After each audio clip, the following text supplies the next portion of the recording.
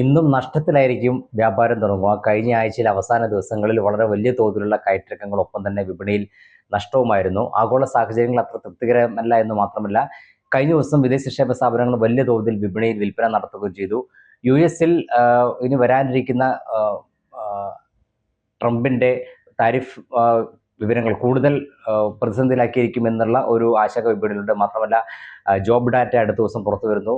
ഏറ്റവും പ്രധാനപ്പെട്ടതാണ്, സാമ്പത്തിക അവസ്ഥയെ സംബന്ധിച്ച് ജോബ് ഡാറ്റ പ്രധാനപ്പെട്ടാണ്. മാത്രമല്ല, ഒരു പണപ്പെരുപ്പ് നിരക്ക് കഴിഞ്ഞ ദിവസം പുറത്തു വന്നത് പ്രതീക്ഷയെക്കാട്ടും കുറച്ച് കൂടിയതായിരുന്നു. അതിൻ്റെയൊക്കെ ഒരു സ്വാധീനമായിരുന്നു യു എസ് വിപണിയിൽ കഴിഞ്ഞ ദിവസം ഉണ്ടായതെങ്കിൽ, ഇവിടെയും വിദേശ നിക്ഷേപ സ്ഥാപനങ്ങളുടെ വലിയൊരു വിൽപ്പനയാണ് വിപണിയെ കൂടുതൽ സമ്മർദ്ദത്തിലാക്കിയത്. അടുത്ത ദിവസം റിസർവ് ബാങ്കിന്റെ പണനയ അവലോകന യോഗം നടക്കാനിരിക്കുന്നു. അതിലേതെങ്കിലും തരത്തിലുള്ള ഒരു നിരക്ക് കുറയ്ക്കൽ ഉണ്ടായെങ്കിൽ അത് ഒരു വിപണിക്ക് ഒരു ആശ്വാസകരമാവുമെന്ന് മാത്രം.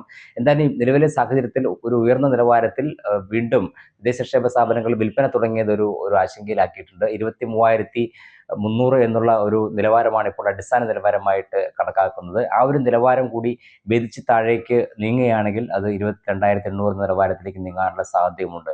നിലവിലെ സാഹചര്യത്തിൽ 23,500 ഭേദിച്ച് നിലനിന്ന് വ്യാപാരം നടക്കുന്ന ഒരു സാഹചര്യത്തിൽ മാത്രമേ, നിഫ്റ്റിയുടെ ആ ഒരു നിലവാരം മറികടന്ന് വ്യാപാരം നടക്കുന്ന ഒരു സാഹചര്യത്തിൽ മാത്രമേ ഇനി മുന്നോട്ട് നീങ്ങാനുള്ള സാധ്യതകളുണ്ട്. മറിച്ചാണെങ്കിൽ വലിയ തോതിലുള്ള നേരത്തെ കണ്ട പോലെ ഹ്രസ്വകാലത്തേക്ക് ഒരു വിൽപ്പന തുടരാനും സാധ്യതയുണ്ട്.